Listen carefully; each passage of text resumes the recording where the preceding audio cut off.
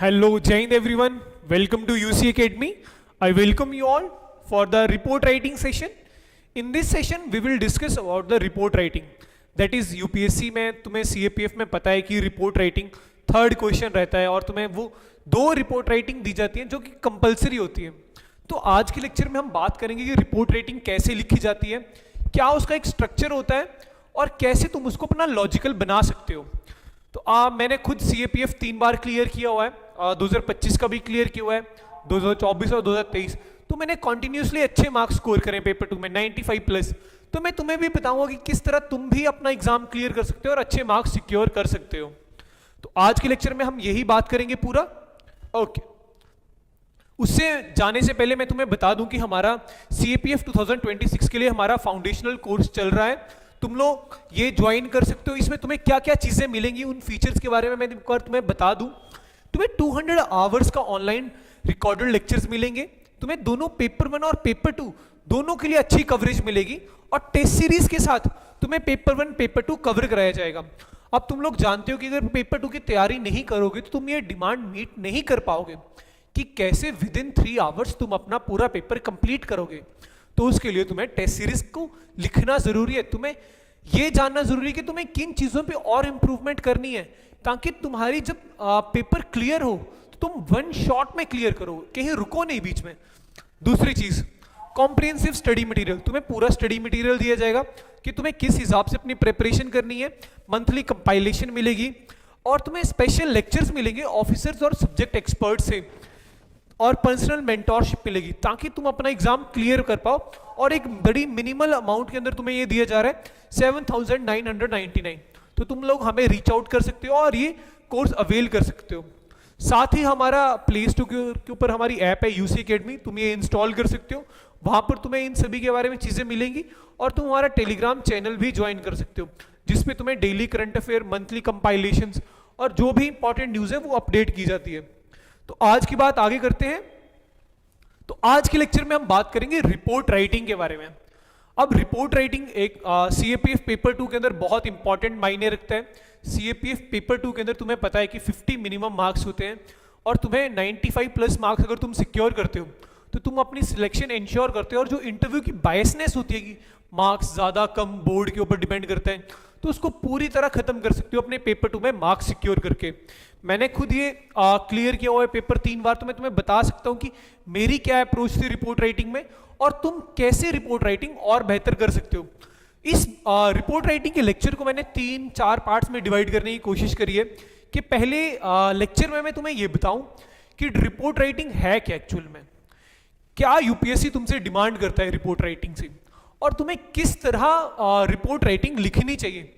Second lecture में बात करेंगे ये एक स्ट्रक्चर्ड पैटर्न कि किस तरह से एक रिपोर्ट राइटिंग का स्ट्रक्चर होता है। फिर आगे बात करेंगे इंट्रोडक्शन की, बात करेंगे किस तरह से इंट्रोडक्शन दी जाती है। ठीक है, तो ये बात करते हैं। तो ये तुम देख सकते हो कि मैंने डायरेक्टली UPSC की जो तुम्हारा क्वेश्चन पेपर है उसी से ये स्लाइड उठाई हुई है ताकि तुम्हें डायरेक्टली जो उनके वर्ड्स हैं वो तुम्हें बता पाऊं। तो ये तुम्हारा थर्ड क्वेश्चन रहता है पेपर में। ओके, आगे क्या हो रहा है, क्या लिखा है। देखो UPSC में ना एक चीज तुम वो अपने मन में याद रख लो कि जो इंस्ट्रक्शंस तुम्हें दी गई हैं उनको फॉलो जरूर करना है और उसी से मार्क्स सिक्योर करना है। क्योंकि UPSC में हर किसी की सिलेक्शन होती है, चाहे वो एक छोटे से विलेज में रह रहा है या फिर वो मेट्रोपॉलिटन सिटीज में रह रहा है, और उनको दोनों को एक ही चीज होती है कि जो UPSC ने चीज पूछी है बस वो डिमांड मीट कर दो। ओके, देखो अब क्या UPSC तुमसे पूछ रहा है वो डायरेक्टली मैं तुम्हें वर्ड्स बता रहा हूं। Right report on the following. Following मतलब क्या फॉलोइंग, तुम्हें UPSC की रिपोर्ट राइटिंग में तुम्हें 2 रिपोर्ट्स दी जाती हैं और दोनों रिपोर्ट्स कंपलसरी रहती हैं। मतलब तुम्हारे पास कोई ऑप्शन नहीं होता कि तुम 2 में से एक करो। जैसे तुमने एस्से होता है, तुम्हारा एस्से में तुम्हें 4 एस्से करने होते हैं out of 6, but report writing में ऐसा कुछ नहीं होता है। रिपोर्ट राइटिंग में तुम्हें सारे का सारा ही वो करना पड़ता है, लिखना पड़ता है। जो 2 की 2 तुम्हें दी जाती है वो 2 की 2 ही तुम पूरा लिखोगे। ओके, आगे बात करते हैं। अब इस लेक्चर में क्या पढ़ेंगे हम ये पढ़ेंगे what does report writing means और what UPSC demands from you report writing में। तो उसके बारे में हम पूरी अच्छे से बात करेंगे। पहले ये छोटे से की पॉइंट्स हैं वो तुम्हें मैं एक बार बता दूं। देखो तुम्हें यूपीएससी में रिपोर्ट राइटिंग लिखने के लिए 2 पेजेस दिए जाते हैं। मैंने तुम्हें ये दिखाया हुआ है, यहाँ पे तुम देख सकते हो कि यहाँ पे 2 पेजेस हैं। ये यूपीएससी की ऐसी शीट रहती है, तुम्हें यहाँ पे मार्जिन्स रहेंगे थोड़े, जिन मार्जिन्स के अंदर तुम्हें लिखना मना होगा। ओके, और यहाँ पे तुम्हारा रिपोर्ट राइटिंग का टॉपिक होगा। तुमने अपना रिपोर्ट राइटिंग इसी एक टॉपिक के लिए तुम्हें 2 शीट्स दी जाएंगी और तुम्हें अपना ये इन्हीं में लिखना होगा। अब देखो आगे चीज क्या है, आगे ये बोलता है कि you have to write in 200 words. अब देखो अबाउट 200 वर्ड्स हैं, तो मतलब अबाउट 200 वर्ड्स का मतलब क्या होता है? ये नहीं है कि तुम्हें एग्जैक्ट 200, अब तुम पेपर में 1 2 3 काउंट करने बैठिए 200, तो ऐसे नहीं करना है। 200 का मतलब होता है कि तुम 200 के कम भी लिख सकते हो थोड़ा, और थोड़ा ज्यादा भी लिख सकते हो। एग्जैक्ट पैरामीटर नहीं है, बस एक अबाउट लगा दिया है।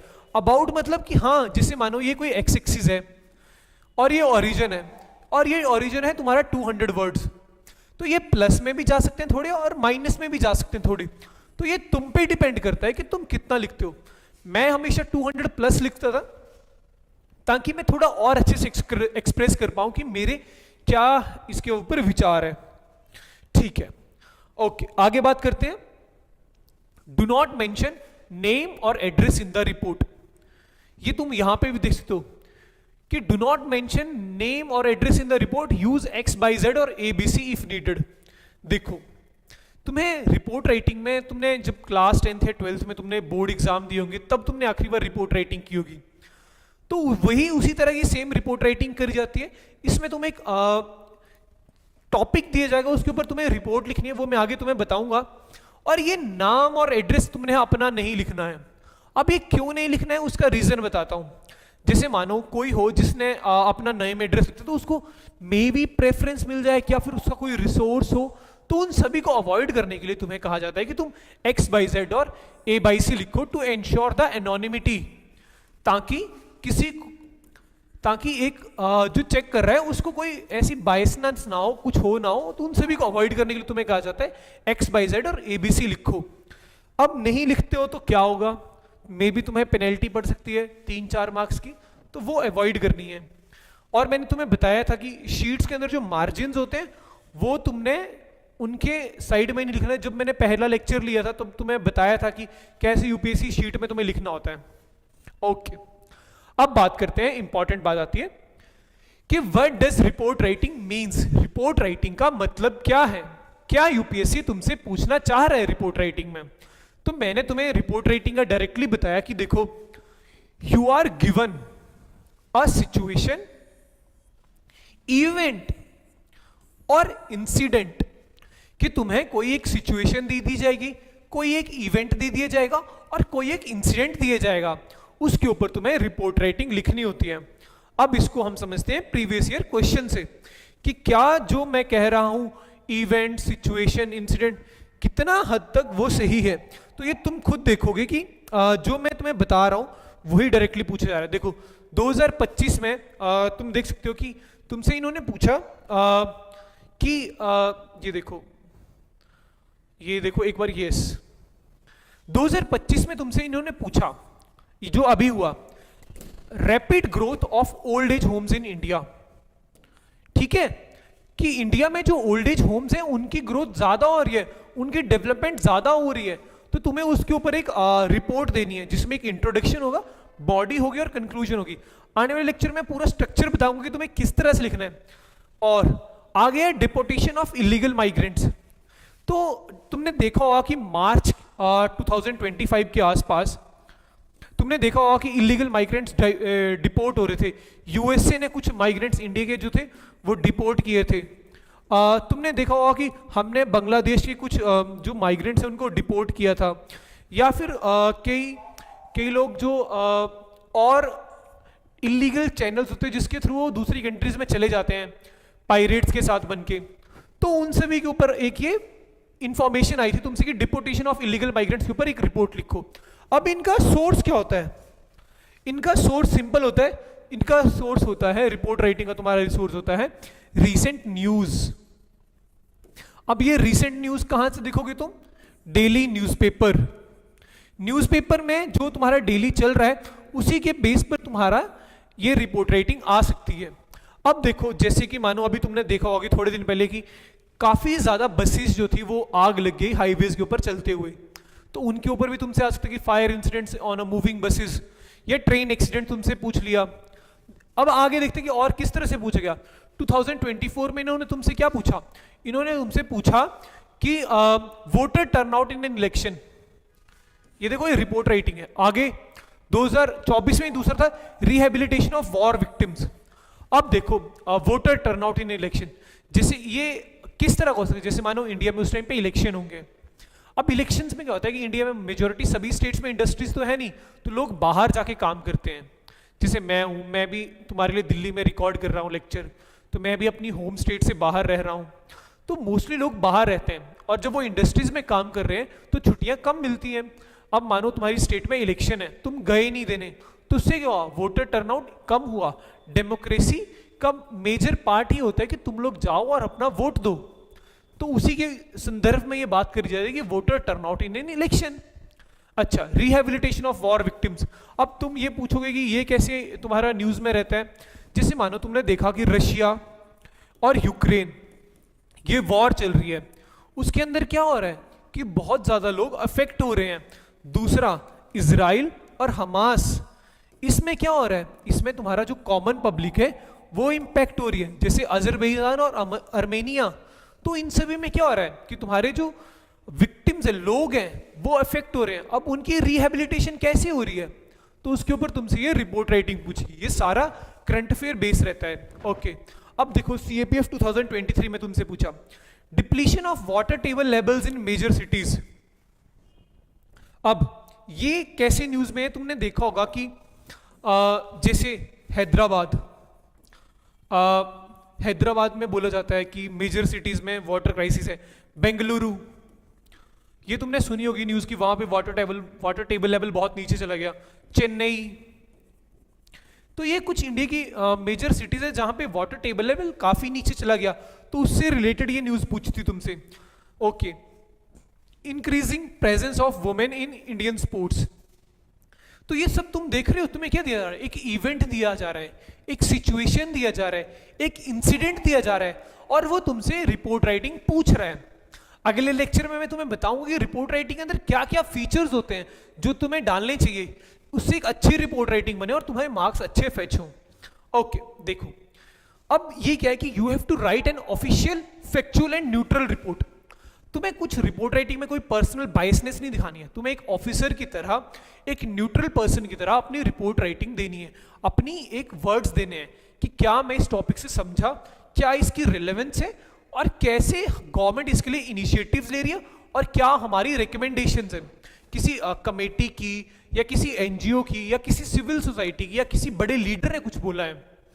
और just like an CAPF assistant commandant, जैसे मानो तुम असिस्टेंट कमांडेंट हो नेपाल बॉर्डर के ऊपर, अब वहां पे तुमने बॉर्डर की सिक्योरिटी के दौरान तुमने कुछ इलीगल ड्रग्स पकड़ लिए। अब तुम्हें उन ड्रग्स जो तुमने पकड़े हैं, तुम्हें उनकी रिपोर्ट देनी है अपने सीनियर्स को।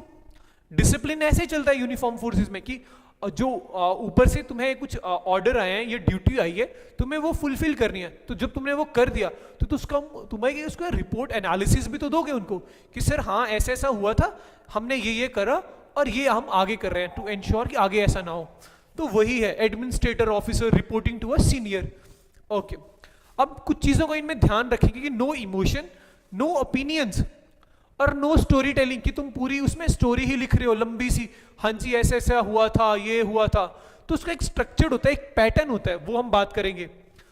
Only facts, findings, action taken, government steps और इनिशिएटिव्स और रिकमेंडेशन, ये तुम्हारा पार्ट होना चाहिए रिपोर्ट राइटिंग में। देखो रिपोर्ट राइटिंग में तुम्हारे पास 2 टॉपिक्स आएंगे 20 नंबर के, और तुम्हें यही एंश्योर करना है कि वो तुम अच्छे से फुलफिल कर पाओ। बहुत इजी होता है, करंट अफेयर की डायरेक्ट डिमांड होती है, एक लॉजिकल पैटर्न में लिखोगे, स्मॉल स्मॉल पैराग्राफ्स लिखोगे, डायरेक्टली डिमांड मीट कर दोगे। सिंपल टर्म में एक आखिरी बार बता दूं कि है क्या ये report writing. Official communication, words पे ध्यान दीजिएगा।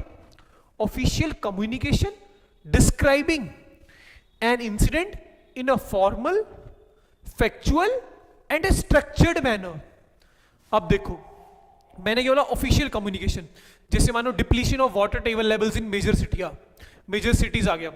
ओके, जैसे मानो rapid growth of old age homes in India, तुम एक जगह के एडमिनिस्ट्रेटर हो और तुमसे पूछा कि हाँ जी ये हो रहा है, इसके ऊपर रिपोर्ट दो, तो तुम क्या करोगे? ऑफिशियल कम्युनिकेशन डिस्क्राइबिंग इंसिडेंट जो है फॉर्मल, फैक्चुअल मतलब डाटा, रिपोर्ट, न्यूज और इन अ स्ट्रक्चर्ड मैनर कि हाँ जी ये न्यूज आ रही है, ये इसकी डाटा है, ये रिपोर्ट है, हाँ हम इसके लिए ये स्टेप्स ले रहे हैं और हम ये भी कर सकते हैं, तो वो एक पूरा बनाया जाता है। अब what UPSC aspects from you in report writing, आगे बात करते हैं। तुमसे क्या यूपीएससी डिमांड कर रही है? देखो, UPSC want officer like clarity from you. वो चाहते हैं कि तुम्हारे अंदर एक क्लियर माइंड रहे, मैंने तुम्हें एक टॉपिक दिया, तुम क्या उसमें रिपोर्ट मुझे करते हो। सेकेंड चीज, स्ट्रक्चर्ड थिंकिंग। स्ट्रक्चर्ड थिंकिंग क्या चीज है? एक इंट्रोडक्शन हो, फैक्ट हो, एनालिसिस हो और रिकमेंडेशंस हो उसमें। न्यूट्रल एंड ऑब्जेक्टिव टोन, तुम्हें जब भी ऑफिसर्स बनोगे तुमसे ये इंश्योर करा जाएगा कि तुम समाज के सभी वर्गों को एक समान देखो, न्यूट्रल रहो, इमोशंस में आके चीजें ना करो, एक न्यूट्रल पर्सपेक्टिव एनालाइज्ड, और जो तुमसे एक ऑनेस्ट एक्सपेक्ट किया जाता है वो तुम करो। नो ओपिनियंस, नो बायसनेस और प्रिसाइज लैंग्वेज, नो फ्लावरी और पोएटिक। देखो, मैं शुरू से तुम्हें यही कहता हूं कि मैंने 3 बार क्लियर किया, तो मैं तुम्हें यही बोलूंगा कि सिंपल लैंग्वेज लिखो, ज्यादा फ्लावरी के पीछे मत भागो, जो डिमांड है वो लिखो। देखो, यूपीएससी हर साल एग्जाम कंडक्ट कराता है, तो ऐसा तो है नहीं कि तुम्हारे डीयू में जो स्टीफन कॉलेज है या आईआईटीज हैं उन्हीं से बच्चे सिलेक्ट होते हैं, एक गांव का छोटा बच्चा भी सिलेक्ट होता है। तो वो क्यों सिलेक्ट होता है? क्योंकि यूपीएससी सभी को इक्वल नजरों से देखता है, कोई फ्लावरी लैंग्वेज के ज्यादा नंबर नहीं है, तुम्हें एक सिंपल लैंग्वेज लिखनी है, उसके मार्क्स मिलेंगे।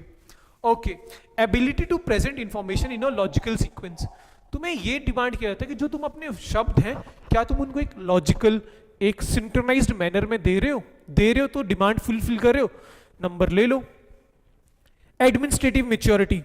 अब एडमिनिस्ट्रेटिव मैच्योरिटी मतलब तुम्हारे पास जो एक्शन आया, तुमने उसके ऊपर क्या एक्शंस लिए, गवर्नमेंट के क्या इनिशिएटिव्स आए, उसके बारे में लॉजिकली तुम्हें बताना है। तो आज के लेक्चर में हम यही बात कर रहे थे कि रिपोर्ट राइटिंग में क्या इसका मतलब है, क्या यूपीएससी उसमें पूछता है और क्या उसकी डिमांड है। नेक्स्ट लेक्चर में हम बात करेंगे उसके स्ट्रक्चर के बारे में। तब तक के लिए थैंक यू, जय हिंद।